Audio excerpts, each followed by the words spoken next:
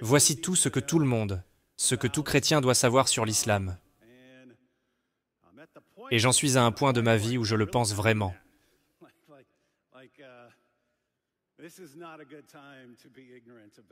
Ce n'est pas le moment d'être ignorant de ce que l'islam enseigne. Tous les chrétiens n'ont pas besoin d'en savoir beaucoup sur l'islam. Mais je dirais que certains éléments de base doivent être connus de tous les chrétiens.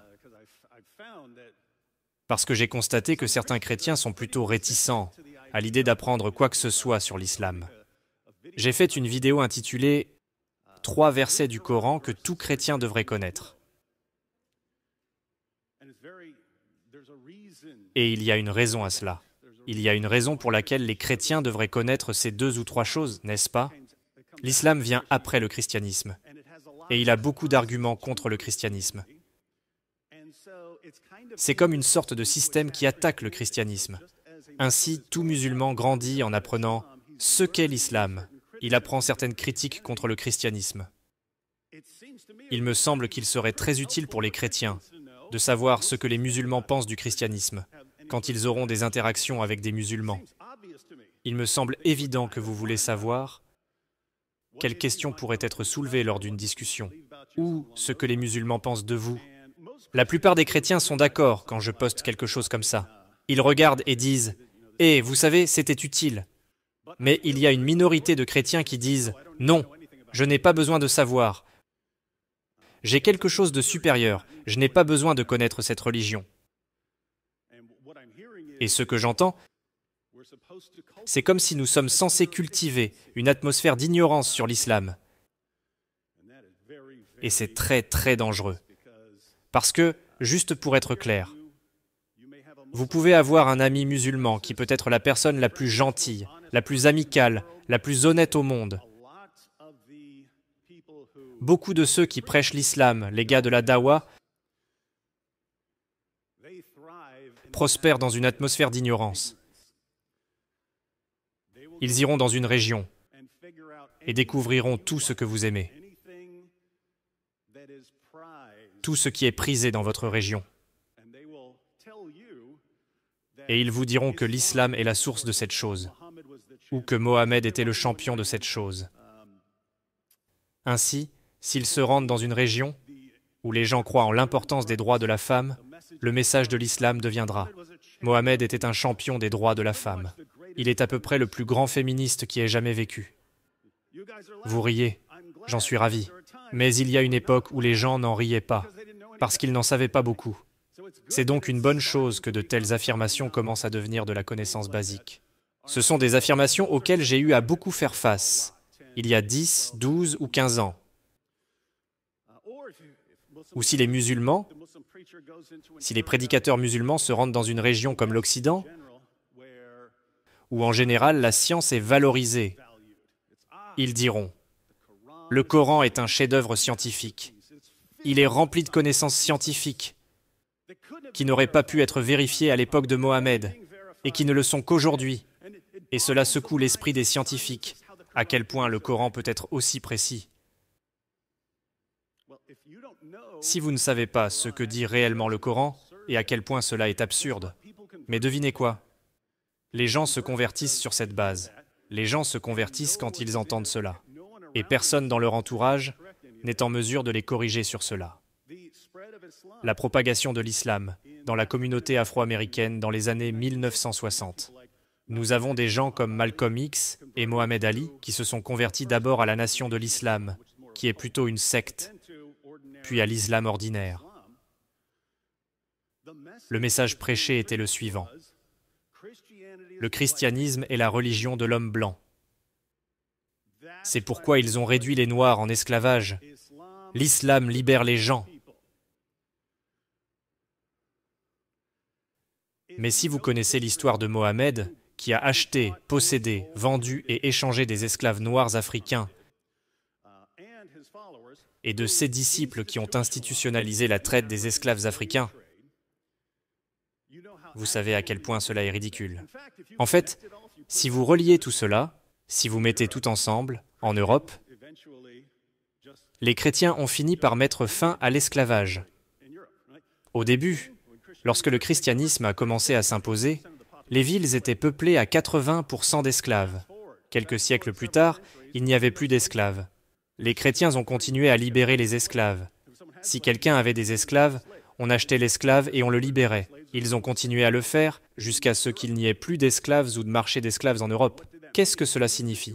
Cela signifie que si vous commencez quelque chose ailleurs, sur d'autres lieux, par exemple dans le Nouveau Monde, et que vous voulez une source de main-d'œuvre bon marché, et que vous devez vous procurer des esclaves, où iriez-vous? Vous ne pouvez plus aller en Europe. On ne peut plus les obtenir en Europe. Il faut donc aller ailleurs. Où le commerce des esclaves était-il florissant? En Afrique. Pourquoi? Pas à cause du christianisme. Et donc, si personne ne sait comment répondre à cela, parce qu'il ne faut pas oublier que dans les années 1960, personne n'était en mesure de répondre. Ils savaient que les recueils de hadiths n'avaient même pas été traduits. Personne ne savait que Mohammed avait acheté, possédé, vendu et échangé des esclaves noirs africains. Personne n'était en mesure de répondre. Personne ne pouvait donc les corriger. Cela permettait à cette religion de se répandre dans une atmosphère d'ignorance. On ne peut pas vraiment les blâmer. Ils n'avaient pas les sources à l'époque. Mais aujourd'hui, les sources sont partout autour de nous. N'importe qui, quiconque peut aller sur Amazon et acheter les sources, s'il le veut. Quiconque peut simplement aller sur Internet et trouver les sources. Quelle est l'excuse aujourd'hui? Et donc de trouver que pour certains chrétiens, l'ignorance serait comme une sorte de vertu. Je ne sais pas comment cela se produit, mais je ne suis pas d'accord. Et si vous êtes ici, je suppose que vous n'êtes pas d'accord non plus. Je dirais donc que oui, nous sommes arrivés à un moment de l'histoire où les chrétiens doivent comprendre de quoi il s'agit. Et cela enlève, dans le monde dans lequel nous vivons aujourd'hui, l'atout le plus puissant de l'islam. Mais il y a encore beaucoup de gens qui ne savent pas à quoi ils ont affaire. Si cela change, ils auront perdu leur arme la plus puissante.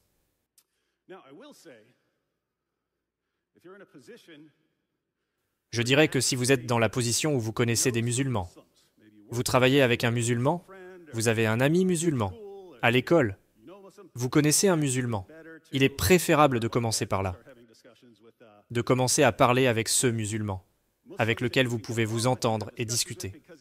Parce que si vous ne faites qu'interagir avec des musulmans en ligne, vous aurez très vite de l'hostilité, car s'ils ne vous bombardent pas d'insultes à chaque fois que vous n'êtes pas d'accord avec eux, ou si vous n'êtes pas d'accord sur ce qu'ils disent à propos de Mohammed, vous allez recevoir des menaces, et ainsi de suite. Vous deviendrez très très négatif. Et lorsque vous rencontrerez un musulman, vous vous direz qu'il est comme ces trolls sur Internet. Il se peut qu'il ne le soit pas. Je suis sûr que la plupart d'entre vous le connaissent, c'est Nabil. C'est ainsi que j'ai découvert l'islam. J'avais un ami musulman avant Nabil. Ça n'a pas duré longtemps. Nous étions partenaires d'haltérophilie. Et c'était peu après ma conversion au christianisme. Nous avions des discussions sur le christianisme et l'islam, tout en soulevant des poids. Cela ne s'est pas bien passé. La testostérone était omniprésente. Beaucoup d'insultes, etc. Mais j'ai appris à partir de ces échanges. Et plus tard, bien sûr, j'ai rencontré Nabil. Il m'a dit à quel point l'islam était formidable et merveilleux, que l'islam a été prouvé vrai par l'histoire, la logique, les mathématiques, la science, etc. Nous avons bien sûr entamé une série de discussions.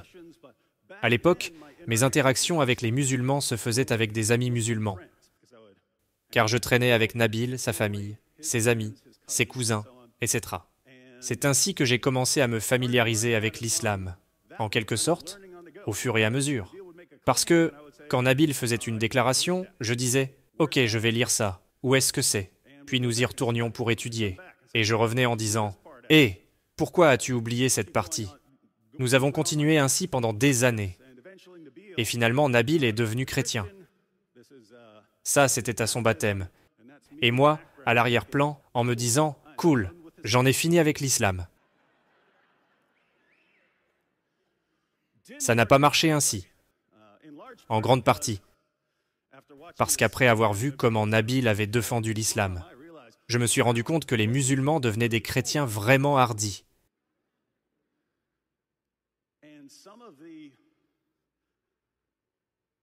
Et certains des aspects les plus troublants de l'islam,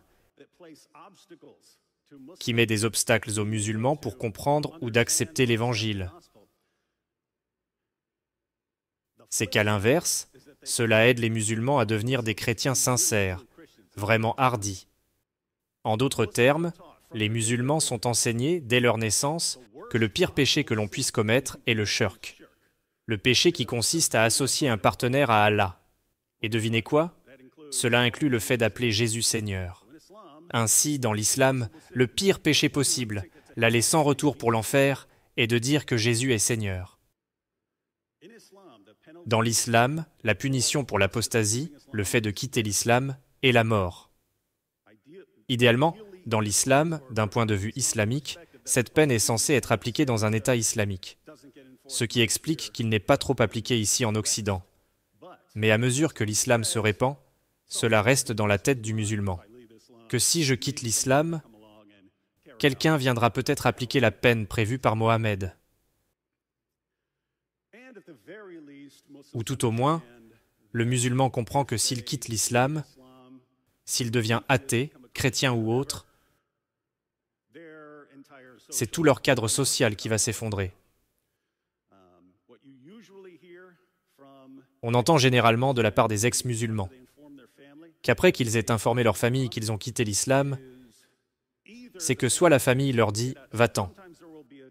Parfois, il y a une période pendant laquelle ils essaient de les reconvertir. Il peut s'agir de quelques jours, d'une année ou de quelque chose comme ça, où ils essaient de convaincre la personne de revenir à l'islam. Mais en fin de compte, c'est soit « reste loin de nous », ne reviens pas ici tant que tu n'es pas redevenu musulman. Ou bien c'est un environnement très tendu à partir de ce moment-là.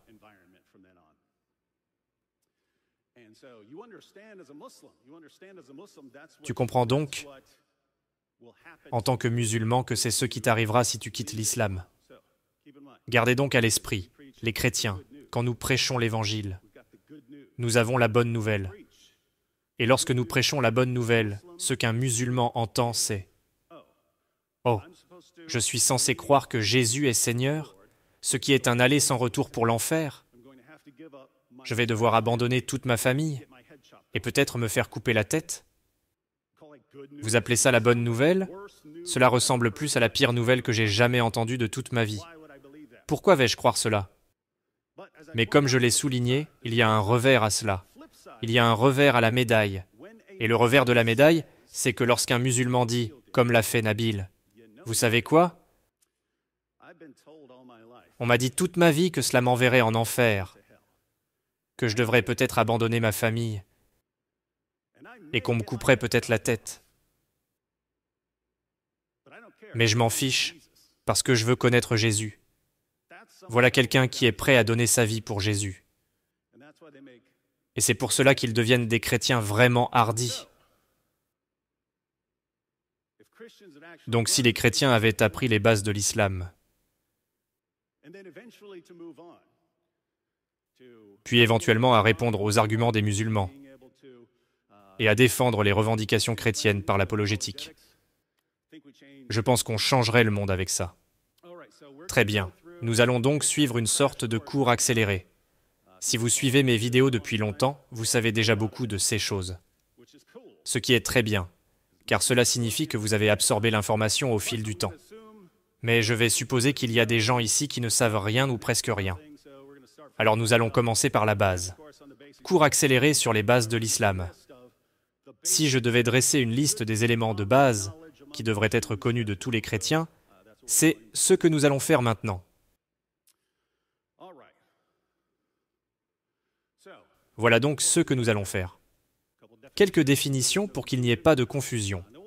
Ensuite, nous examinerons, très brièvement, ce sera un feu rapide, ce que l'islam enseigne sur Dieu, ce que l'islam enseigne sur Jésus, ce que l'islam enseigne sur les chrétiens, ce que l'islam enseigne sur le Coran, ce que l'islam enseigne sur Mohammed, quelques objections musulmanes courantes au christianisme et quelques arguments musulmans courants en faveur de l'islam. Toutes ces questions peuvent être très approfondies. Et nous allons, même lors de cette conférence, approfondir certaines d'entre elles. Mais il s'agit là de l'essentiel de ce que les chrétiens doivent savoir. En ce qui concerne les définitions, l'islam est un mot arabe qui signifie soumission. Dans son contexte religieux, il fait référence à la soumission à Allah.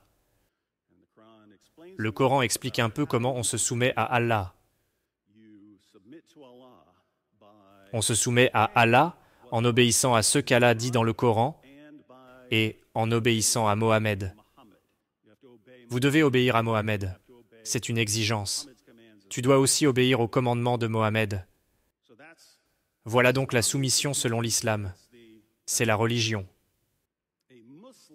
Un musulman c'est un mot apparenté, quelqu'un qui se soumet. Il s'agit donc d'une personne. Et s'il s'agit d'une femme, c'est une musulmane. Mais un musulman est une personne qui se soumet. Donc une personne qui se soumet à Allah, en suivant Allah et Mohammed. Allah est en fait le mot arabe pour Dieu. Il s'agit apparemment d'une contraction de l'article al ou el et de ilah mis ensemble. C'est ainsi que ce mot est devenu un mot courant pour désigner un Dieu monothéiste. Certains chrétiens arabes appellent Dieu Allah. Et puis il y a Mohammed. Il est le prophète de l'islam. Allah est donc le Dieu, la divinité. Et Mohammed est le messager ou le prophète. C'est lui qui reçoit la révélation et la transmet. En ce qui concerne le cadre temporel, Mohammed naît vers 570 après Jésus-Christ. Pendant les 40 premières années, il vit comme marchand de caravanes, se marie, etc. Mais vers 610, il commence à recevoir ce qu'il croit être des révélations. Pendant les 22 ou 23 années qui suivent, il reçoit des révélations. Il les transmet à ses disciples. Il meurt vers 632 après Jésus-Christ. Le Coran est un mot arabe qui signifie récitation. Le Coran est censé être quelque chose que l'on récite. Mais le Coran n'est pas vraiment comme la Bible. Il est censé être la parole directe d'Allah. Voici un Coran. En fait, il s'agit d'un Coran en anglais et en arabe, avec des commentaires. Remarquez que ce n'est pas très énorme. Le Coran fait environ 2/3 de la taille du Nouveau Testament. Il est donc plus court que le Nouveau Testament. Il est donc supposé être la parole directe d'Allah, où il est supposé que Mohammed n'y a rien ajouté. En gros, il est comme le facteur. Il reçoit le message et le transmet. Il n'insère pas ses propres idées dans le message, en ce qui concerne l'enseignement de l'islam. Mais le Coran dit aussi que les musulmans doivent obéir à toutes les décisions de Mohammed, et que Mohammed est le parfait modèle de conduite pour les musulmans. Les musulmans doivent donc aller en dehors du Coran pour trouver les décisions de Mohammed et pour voir ce que Mohammed a fait dans diverses situations. C'est pourquoi les gens se tournent vers ceux que l'on appelle les hadiths. Les hadiths sont très souvent des recueils massifs, en plusieurs volumes, d'histoires concernant Mohammed. Ils sont généralement classés par thème. Ainsi, une section du livre sera consacrée au mariage. On y trouvera tout ce que Mohammed a dit sur le mariage dans cette section.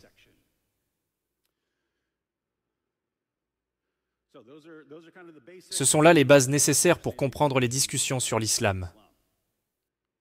Maintenant, ce que l'islam enseigne sur Dieu. Vous n'avez pas besoin de toutes ces références. Si vous voyez quelque chose qui vous intéresse particulièrement, vous pouvez noter ces références.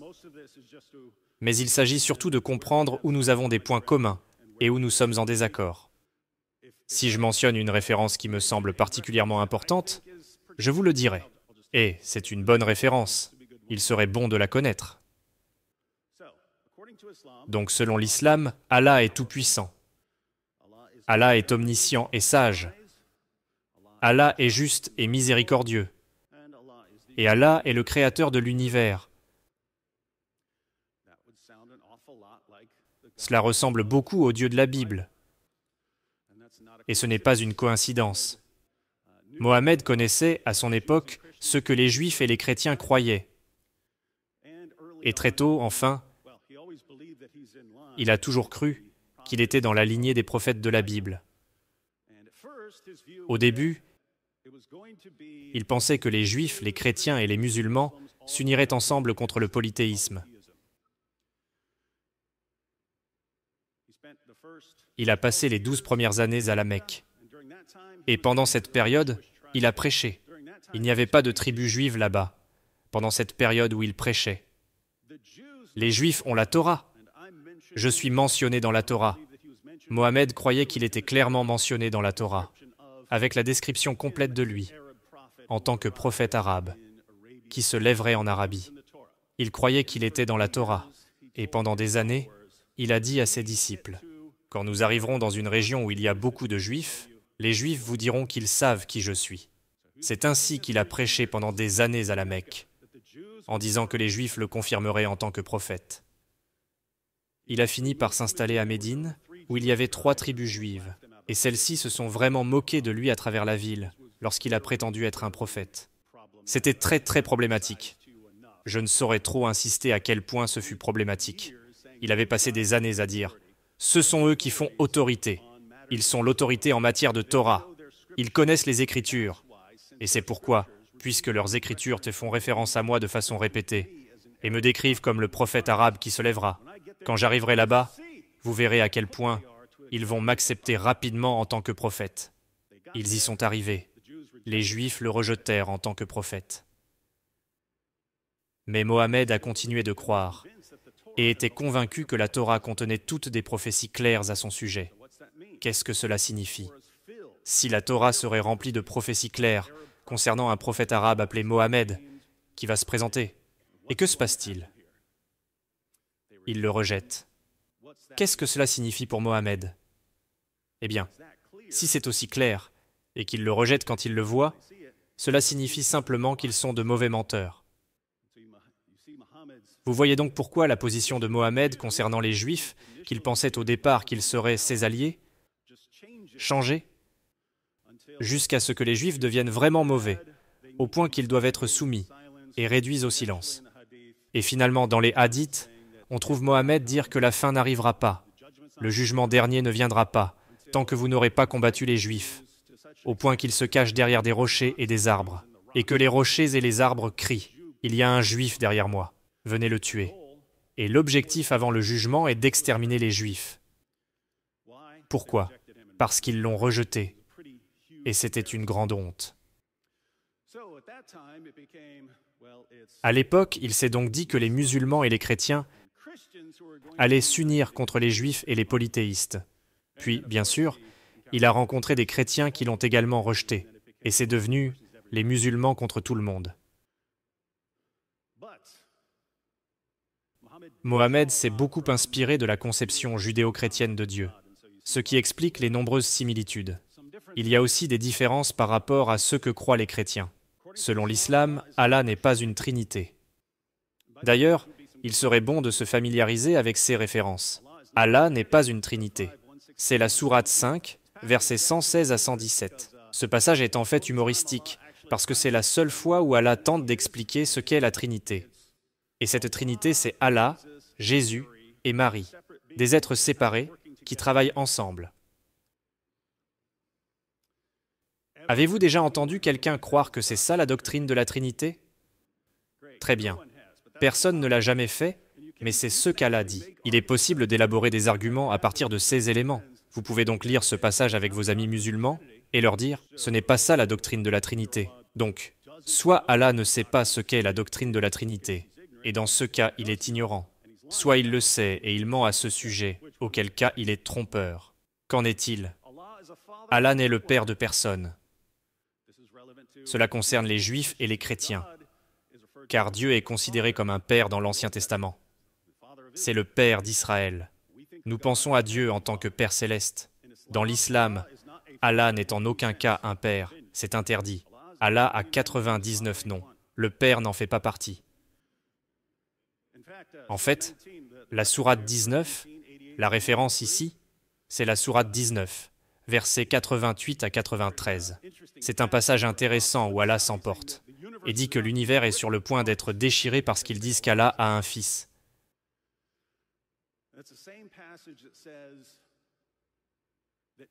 C'est le même passage qui dit que personne ne viendra à Allah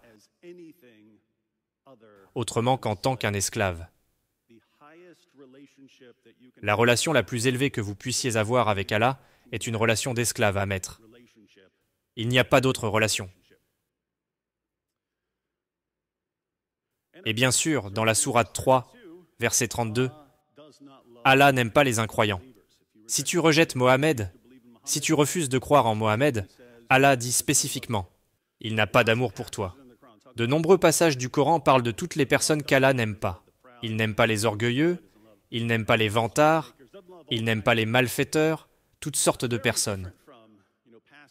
Ce qui est très différent des passages où Jésus dit d'aimer ses ennemis. Il dit spécifiquement, afin que vous soyez comme votre Père dans les cieux. Et ces choses sont en quelque sorte liées, et elles sont liées au domaine de l'éthique. Pensez-y, si votre relation avec Dieu est décrite comme une relation entre un enfant et son Père dans les cieux, nous savons que dans les relations humaines, un parent aime automatiquement son enfant. À moins qu'il n'y ait un problème avec lui, un parent aime automatiquement son enfant. L'enfant n'a pas à mériter cet amour. Tout commence par l'amour du parent pour son enfant. Personne n'aime automatiquement un esclave. Il se peut que quelqu'un finisse par aimer un esclave. Si l'esclave est vraiment bon, il peut dire « j'aime cet esclave ». Mais on n'aime pas automatiquement un esclave. On se retrouve donc avec des musulmans qui essaient de montrer qu'ils sont les meilleurs esclaves. Vous pouvez approcher Allah comme un très bon esclave, auquel cas il vous aimera, et il vous aimera dans cette situation. Ou vous pouvez être un esclave rebelle, mais en aucun cas vous n'êtes autre chose qu'un esclave d'Allah. Et ceci, bien sûr, est lié au fait qu'Allah n'aime pas les incroyants. Si tu nais en tant qu'esclave d'Allah, et que tu ne fais pas ce qu'il te dit de faire, pourquoi va-t-il t'aimer? Tu es un mauvais esclave. Ce que l'islam enseigne à propos de Jésus. Il y a des choses intéressantes ici. Selon l'islam, Jésus est né d'une vierge. Certains de ces points communs sont intéressants. Combien de personnes sont d'accord avec les chrétiens pour dire que Jésus est né d'une vierge? Les musulmans sont d'accord. Jésus est né d'une vierge. Jésus a accompli de nombreux miracles. En fait, dans l'islam, Jésus a vécu la vie la plus miraculeuse qui soit. Il guérit les lépreux, ressuscite les morts, donne la vie à des oiseaux d'argile. Jésus est le Messie dans l'islam. Ils ne comprennent pas ce que cela signifie. Vous pouvez demander à 100 musulmans ce que signifie le Messie, ils n'en ont aucune idée. Mais il est le Messie selon le Coran. Jésus est la parole d'Allah. Il est décrit comme la parole d'Allah. Ce point est intéressant, car Mohammed a apparemment entendu des chrétiens appeler Jésus la parole, et n'a pas compris que cela avait un rapport avec sa nature divine. Mohammed ne le savait pas, et il a donc pensé qu'il s'agissait d'un titre pour Jésus. D'autres personnes, d'autres prophètes ne sont pas appelés la parole d'Allah, mais seulement Jésus. Vous pouvez en fait aider vos amis musulmans à réfléchir à cela, parce que la parole d'Allah vient de l'intérieur d'Allah. Il la prononce. Contrairement à d'autres choses, si Allah veut créer quelque chose, il dit simplement que cela soit, et la chose apparaît. Mais Jésus est la parole d'Allah. Et bien sûr, le même verset dit que Jésus est un esprit d'Allah. Gardez à l'esprit que ce n'est pas parce que vous voyez ces choses dans la sourate 4, verset 171, que l'islam est d'accord avec le christianisme sur toutes sortes de choses. Ce même verset est rempli de dénonciations des croyances chrétiennes. Mais c'est intéressant, parce qu'il y a tous ces enseignements sur Jésus, y compris le fait qu'il est sans péché. Jésus est la seule personne à être sans péché dans le Coran. Dans le hadith, Mohammed dit que Satan touche tous les enfants qui naissent dans le monde, sauf Jésus. Il ne peut pas toucher Jésus. Jésus est donc unique à tous égards. Il y a donc un sujet de discussion intéressant, parce que quand les musulmans vous parlent, ils diront « Nous aimons Jésus ». Regardez toutes ces choses que l'islam enseigne à propos de Jésus. La question qui s'ensuit est assez facile à poser. Pourquoi Jésus est-il si différent, même dans l'islam? Toutes ces différences, Jésus né d'une vierge, Jésus vivant la vie la plus miraculeuse qui soit. Il est le Messie. Il est la parole d'Allah. Il est celui qui est sans péché, pas Mohammed. Il est dit à Mohammed de se repentir de ses péchés. Jésus est sans péché. Il est logique que Jésus soit si radicalement différent dans le christianisme. Pourquoi est-il si radicalement différent dans l'islam? Si ce n'est pas simplement parce que Mohammed a copié des choses qu'il ne comprenait pas. Toutes ces questions peuvent donc donner lieu à des conversations très intéressantes. Mais même si nous avons un terrain commun selon l'islam, Jésus n'est pas mort sur la croix. Je dois d'ailleurs ajouter une précision. Il y a des musulmans qui interprètent ce verset différemment. Il y a des musulmans, généralement des chiites ismaéliens, qui interprètent ce verset différemment. Mais la grande majorité des musulmans dans le monde aujourd'hui, et tout au long de l'histoire, ont cru que la sourate 4, verset 157, nie la mort de Jésus par crucifixion. Et bien sûr, puisqu'il n'est pas mort, le verset suivant dit qu'il n'est pas ressuscité des morts. Allah le reprend vivant. Il n'est donc pas mort. Il n'est donc pas ressuscité. Et bien sûr, il n'était pas divin. Je trouve ces choses fascinantes quand on pense à la Bible, qui nous met en garde contre les faux prophètes et les faux enseignants qui allaient venir. Il suffit de lire le livre des Actes des Apôtres. Jésus a passé des années avec ses disciples à les enseigner. Vous allez dans le livre des Actes des Apôtres, et vous voyez quel est le message à retenir lorsque ses disciples sont sortis et ont prêché. Ils sont allés prêcher encore et encore que Jésus est mort sur la croix pour les péchés, il est ressuscité d'entre les morts, et il est Seigneur. C'est ce qu'ils ont retenu. C'est la base de la bonne nouvelle, de la proclamation de l'Évangile. C'est la base, la mort, la résurrection et la divinité. Et on nous dit que de faux prophètes allaient venir. Que vont faire ces faux prophètes? Ils vont détourner les gens de ces principes. Quelques siècles plus tard, Mohammed arrive. Il dit « Eh, vous les chrétiens, vous croyez en Dieu? Moi aussi. Vous croyez que Dieu a envoyé des prophètes dans le monde? Moi aussi. Vous croyez que Dieu a révélé les Écritures? Moi aussi. Vous croyez que Jésus est né d'une vierge? Moi aussi. Vous croyez qu'il a vécu la vie la plus miraculeuse de l'histoire? Moi aussi. Vous croyez qu'il est sans péché? Moi aussi. Vous croyez qu'il est le Messie? Moi aussi. Vous croyez qu'il est la parole de Dieu? Moi aussi. En fait, il y a juste 3 petites choses sur lesquelles nous ne sommes pas d'accord. Il n'est pas mort sur la croix, il n'est pas ressuscité des morts, et il n'est pas le Seigneur. Si nous pouvions juste être d'accord sur ces points, nous pourrions aller de l'avant. La réponse chrétienne a donc dû être « Mon Dieu, c'est lui ». C'est l'ultime faux prophète. Il est d'accord avec nous sur tout, sauf sur la base de l'Évangile. Et ensuite, bien sûr, ils doivent vous combattre sur ce sujet. Voilà donc l'essentiel de ce que l'islam dit de Jésus. Nous avons ensuite ce que le Coran dit des chrétiens. Les chrétiens ont donc les écrits venant de Dieu. Nous en parlerons beaucoup plus demain matin ici même. Les chrétiens sont les plus proches des musulmans en termes d'amitié. C'est une très belle chose à dire. Malheureusement, ce n'était pas la dernière chose à dire. Nous sommes dans une période intermédiaire, où au début, ce sont les Juifs, les chrétiens qui sont les plus proches, et les musulmans unis contre les polythéistes. Puis, Mohammed s'installe à Médine, et les Juifs le rejettent. Puis, ce sont les Juifs et les polythéistes qui s'unissent contre les musulmans et les chrétiens. Les chrétiens sont nos meilleurs amis. Et bien sûr, les chrétiens l'ont rejeté, ce qui a changé la donne. Mais c'est resté dans le Coran. Et, bien sûr, les chrétiens sont compatissants et miséricordieux, parce qu'Allah nous a créés ainsi, selon le Coran.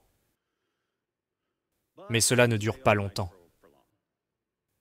Les chrétiens qui croient en la divinité du Christ sont des incroyants. Les chrétiens qui sont mécréants sont les pires des créatures. Sourate 98, verset 6. Les musulmans ne doivent pas être amis avec les chrétiens. Certains de ces passages incluent d'ailleurs les juifs. Sourate 5, verset 51. Ne prenez pas les juifs et les chrétiens pour des amis. Ils sont amis les uns des autres. Et les chrétiens doivent être combattus et soumis à cause de leur incrédulité. Sourate 9, verset 29. Combattez ceux qui ne croient pas en Allah. La sourate se poursuit en faisant spécifiquement référence aux gens du livre, c'est-à-dire les Juifs et les chrétiens, comme des gens qui doivent être soumis, payer un tribut pour avoir le droit de continuer à pratiquer notre religion. Mais ce n'est pas comme si vous pouvez la prêcher. Tu peux rester chrétien ou juif en payant un tribut pour reconnaître ton statut d'infériorité. Cela semble difficile. Gardez à l'esprit que nous sommes mieux lotis que les polythéistes, ou quelque chose comme ça. Pour les polythéistes, les athées, ou qui que ce soit d'autre, l'ordre était de se convertir ou de mourir. Les juifs et les chrétiens étaient autorisés à rester, car selon le Coran, nous avons les révélations d'Allah. Nous pouvions continuer à être juifs et chrétiens, à condition de reconnaître notre statut inférieur et que nous acceptions de payer un tribut. Ce que l'islam enseigne à propos du Coran. Encore une fois, voici le Coran, ce petit livre juste ici. Le Coran serait d'une excellence littéraire inégalée. C'est ce qu'affirme le Coran, à maintes et maintes reprises. Vous avez des musulmans qui utilisent divers arguments pour l'islam. Parmi les arguments que le Coran utilise, c'est l'un des plus courants. Le Coran ne cesse de répéter que son excellence littéraire ne peut être surpassée, et que c'est la preuve qu'il vient d'Allah. Le Coran est exempt d'erreurs et de contradictions. Et Allah protège le Coran de la falsification.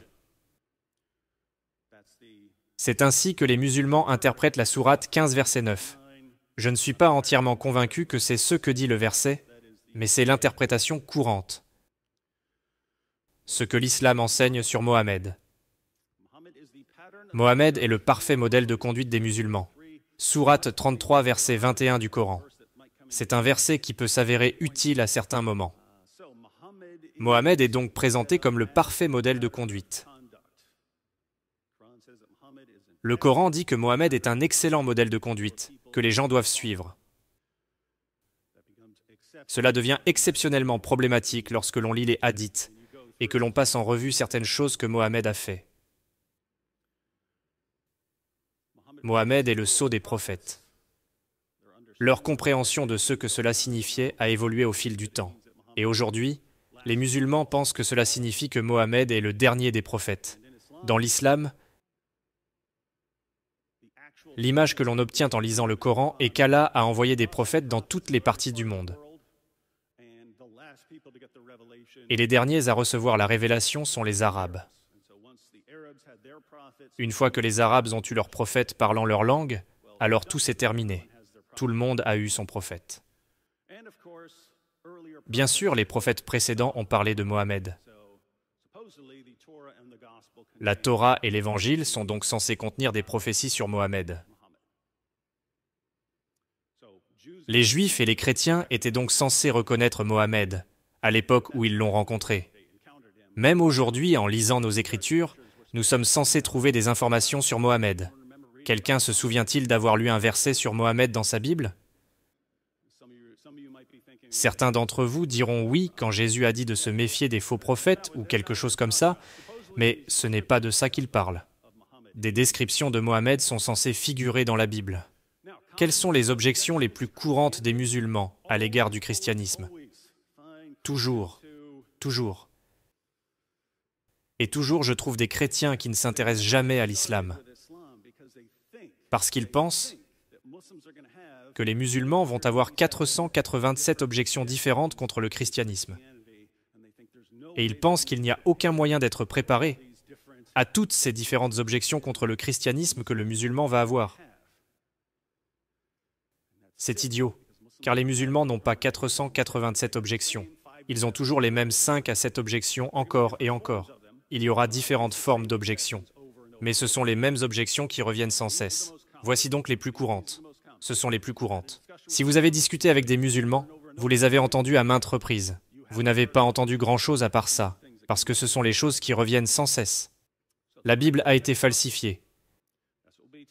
C'est ce dont nous parlerons demain matin, à la session de 9 heures. Voici donc les objections musulmanes au christianisme que vous entendrez dans 98 à 99% des cas. La Bible a été falsifiée. On ne peut pas faire confiance à la Bible. La Trinité n'a pas de sens. Elle prête à confusion. Comment cela peut-il être vrai? Où Jésus a-t-il dit « Je suis Dieu, adorez-moi » Vous pouvez taper cette phrase sur YouTube et vous trouverez une vidéo qui dit exactement cela.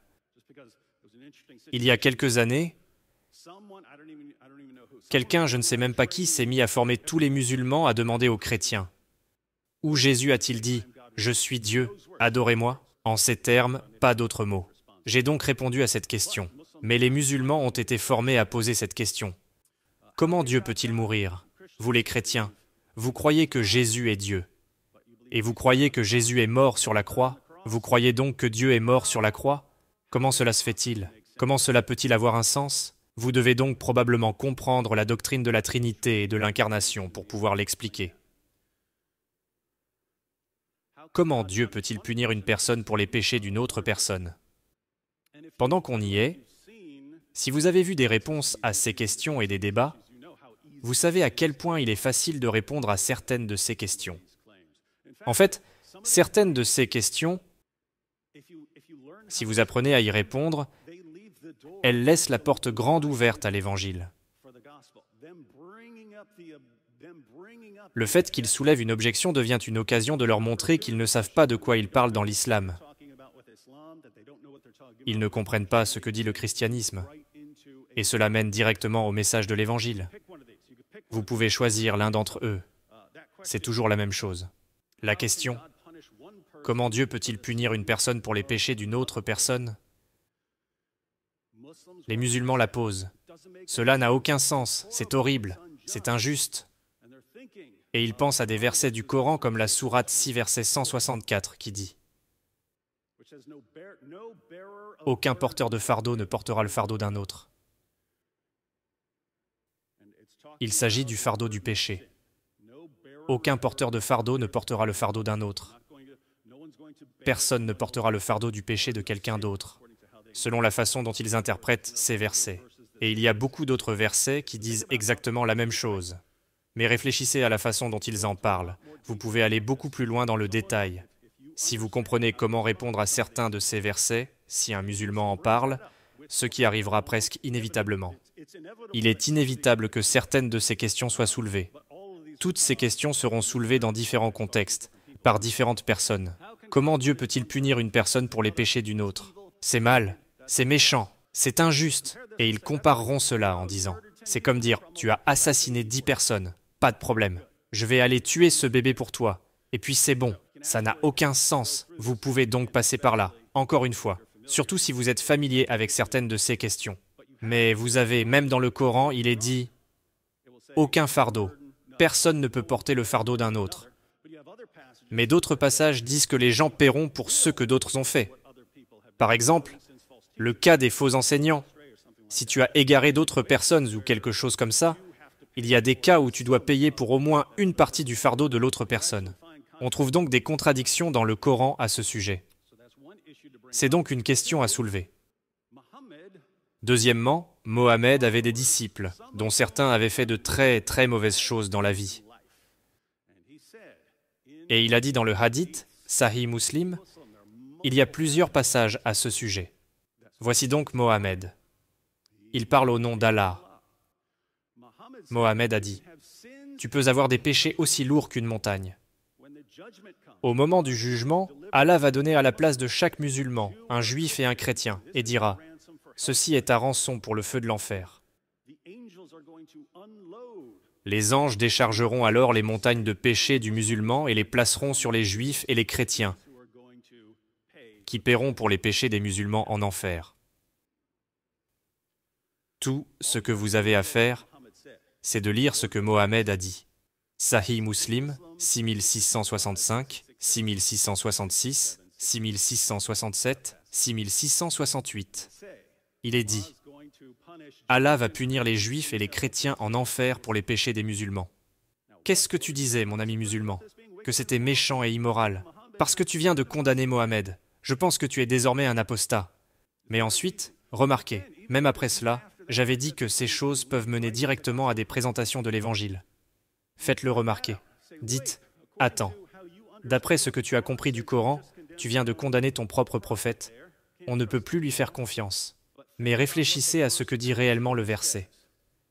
Il pense que cela signifie que personne ne peut porter le fardeau d'autrui. La citation exacte est la suivante. Aucun porteur de fardeau ne portera le fardeau d'un autre. En d'autres termes, aucune personne portant un fardeau de péché n'est en mesure de porter le fardeau de l'autre. Il est soumis à son propre jugement. Ils ne prendront pas sur eux les punitions des autres. À qui cela laisse la porte grande ouverte? À quelqu'un qui n'a pas de fardeau de péché. Et qui n'a pas de fardeau du péché? Pas seulement selon le christianisme, mais aussi selon l'islam. Jésus n'a pas de fardeau de péché. Que disais-tu? Que dis-tu à ce sujet? Nous n'avons pas de problème ici? Alors comment Dieu peut-il punir une personne pour les péchés d'une autre personne? Et si Jésus est mort pour vos péchés, pouvez-vous pécher autant que vous voulez? Il y a des réponses bibliques que vous pouvez donner à ce genre de questions.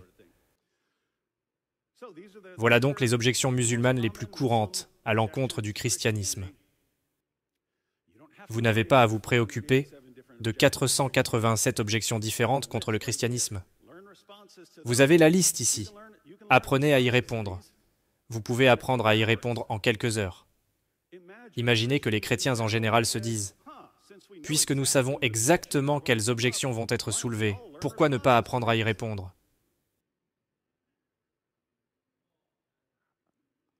Je n'arrive vraiment pas à comprendre pourquoi cela ne se fait pas. Je ne sais pas.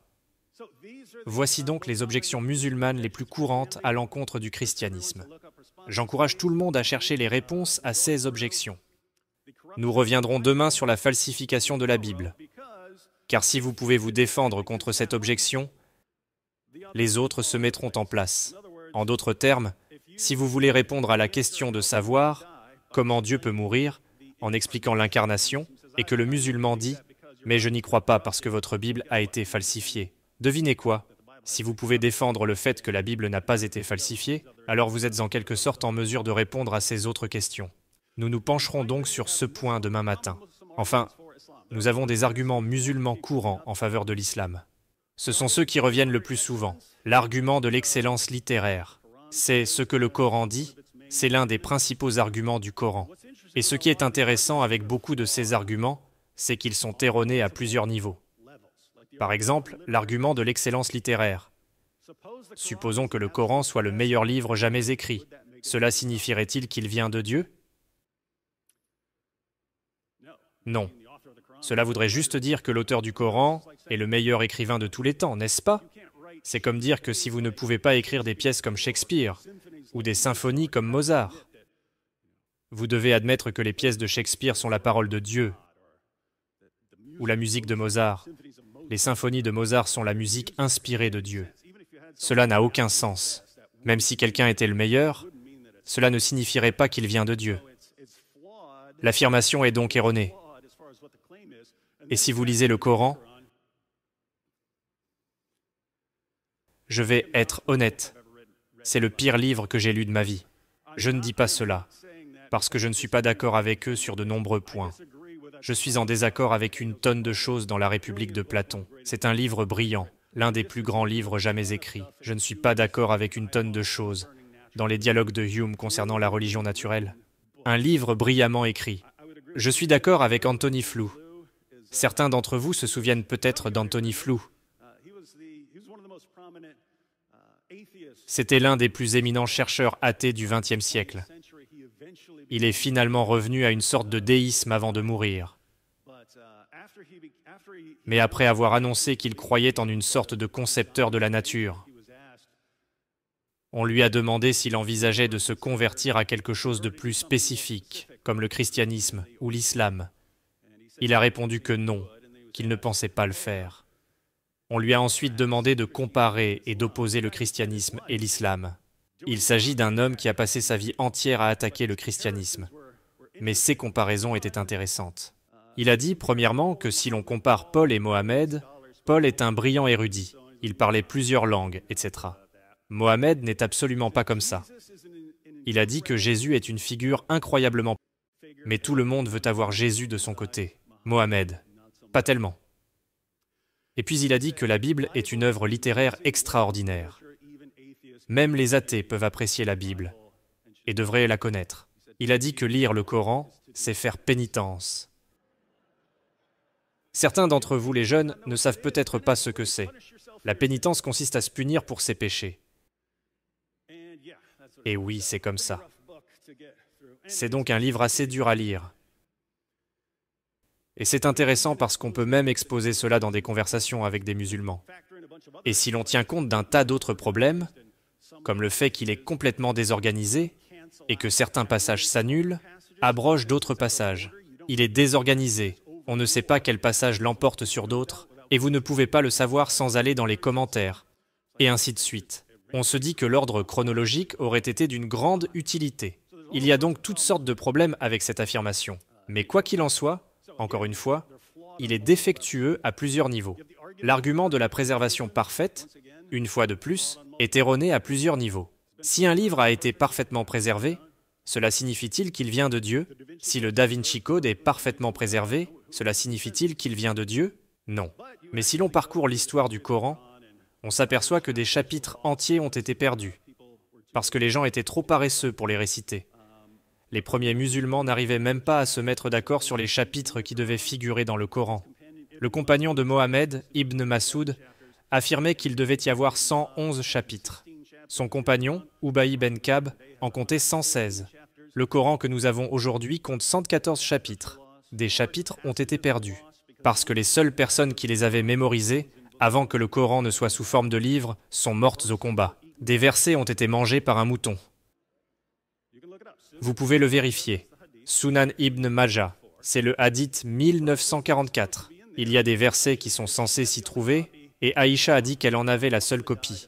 Et après la mort de Mohammed, un mouton est venu et a mangé la seule copie. Cela n'est plus dans le Coran. D'où tenez-vous donc la parfaite préservation? Cela n'a pas de sens. C'est pourquoi j'ai dit que les arguments de l'islam ne fonctionnent que dans une atmosphère d'ignorance. Il y a aussi l'argument de l'exactitude scientifique. Le Coran serait rempli de toutes ces affirmations scientifiques. Oui, bien sûr, quand le Coran affirme que le soleil se couche dans une mare boueuse à l'ouest, le Coran affirme que les étoiles sont des missiles qu'Allah utilise pour tirer sur les démons, qui tentent de se faufiler au ciel et d'entendre ses messages. Le Coran affirme que le sperme se forme entre la colonne vertébrale et les côtes. Ce n'est pas le livre le plus scientifiquement exact que j'ai jamais lu de ma vie. Et bien sûr, l'argument de la prophétie biblique, c'est-à-dire les écritures antérieures contiennent des références à Mohammed, et l'argument de la croissance rapide. Et ce n'est que le plus simple. Cet argument est apparu il y a quelques années, lorsque Pew Research a réalisé une étude, et a conclu que l'islam était la religion qui connaissait la croissance la plus rapide au monde. Les musulmans ont interprété cette conclusion sans la lire, comme étant « Oh, tout le monde se convertit à l'islam ». Ils ont donc pris cela comme une preuve de véracité. En réalité, l'étude de Pew Research indique que les pays musulmans ont les taux de natalité les plus élevés. Et si l'on cherche à savoir pourquoi ils ont les taux de natalité les plus élevés, cela a beaucoup à voir avec l'impact de l'islam sur les femmes, et le fait qu'il ne leur donne pas beaucoup d'opportunités dans la vie. Les filles sont mariées jeunes. Elles commencent à avoir des enfants, à l'âge où une femme en Occident va à l'école, commence sa carrière à son premier enfant à 28 ans. À cet âge, une jeune femme afghane en est à son 8e, 9e ou 10e enfant. C'est la raison pour laquelle l'islam connaît une croissance rapide. Je ne sais pas comment vous pouvez considérer cela, comme une preuve de la véracité de votre religion. Heureusement, je dois dire, et nous terminerons par là, que certains de ces arguments sont aujourd'hui abandonnés par les musulmans. L'argument de la préservation parfaite a été exposé. Le plus important, c'est que Hatun Tash s'est présentée. Elle s'est présentée au Speaker Corner en Angleterre, où les musulmans prêchaient la préservation parfaite. Un seul Coran, pas une seule différence entre deux Corans. Hatun Tash s'est présentée avec 26 Corans arabes différents. Je ne dis pas 26 différentes traductions, mais 26 Corans différents en arabe. Elle leur a montré qu'ils ont des versions différentes en arabe. C'est au XXe siècle qu'ils ont essayé de créer un Coran officiel. Et comme beaucoup de musulmans ont ce Coran, ils ont commencé à inventer l'idée qu'il avait été parfaitement préservé. Non. Certaines régions n'ont pas adopté ce nouveau Coran officiel, si bien que l'on peut encore trouver des Corans différents dans différentes régions du monde musulman. J'entends donc rarement ce genre de choses. Mais si vous revenez 6 ou 7 ans en arrière, c'était le principal argument que j'entendais. l'argument de l'exactitude scientifique. Depuis les années 1970, jusqu'il y a 3 ou 4 ans, c'était l'un des principaux arguments en faveur de l'islam. Certains d'entre vous ont vu le clip d'Ali Dawa où il dit que cet argument est complètement bidon. Et si vous n'êtes pas d'accord avec moi, demandez-vous pourquoi aucun des autres membres de Dawa, leur version de l'évangélisation, ne l'a pas interpellé à ce sujet. Nous savons tous que l'argument est bidon. Il était trompeur. Et pourtant, des gens se sont convertis sur la base de cet argument. Heureusement, leurs 2 arguments les plus populaires au cours des dernières décennies sont maintenant rejetés. Ils admettent qu'il s'agissait d'une tromperie. Ils auront un peu plus de mal à rejeter d'autres arguments comme l'excellence littéraire ou la prophétie biblique. Parce que ces arguments proviennent du Coran lui-même. Si vous décidez que ce sont de mauvais arguments, alors vous dites qu'Allah a utilisé de mauvais arguments. Mais nous allons les faire rejeter de toute façon. Il semble donc que nous n'ayons plus de temps. J'encourage tout le monde à prendre une partie de ces informations de base et à les développer. Il n'est pas nécessaire de tout savoir sur l'islam pour entamer des discussions avec des musulmans. J'ai appris au fur et à mesure. Je parlais à Nabil, il disait quelque chose. Je n'avais aucune idée de ce qu'il fallait répondre. Et je lui disais, « Je n'ai jamais regardé ça. Je ne sais pas du tout comment réagir, mais je reviendrai vers toi. Il n'y a pas de honte à cela.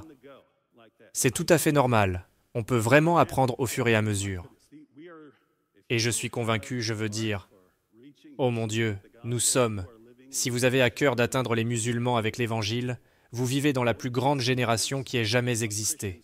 Pendant 14 siècles, les chrétiens n'auraient jamais pu rêver des possibilités que nous avons aujourd'hui, d'atteindre les musulmans avec l'Évangile et d'exposer l'islam. Tout d'un coup, nous avons toutes vos sources, et nous pouvons démasquer tout ce que vous dites. Tout d'un coup, des gens qui se trouvaient dans des régions du monde musulman, où ils ont été tenus à l'écart de tout pendant 14 siècles, tout d'un coup, nous avons accès à n'importe qui dans le monde, qui dispose d'une connexion Internet. Je peux m'asseoir avec mon téléphone et discuter avec un musulman d'Arabie Saoudite, en ce moment même sur Facebook ou quelque chose du genre. Je crois que le Seigneur a livré cette idéologie entre nos mains. Et donc, à plus tard.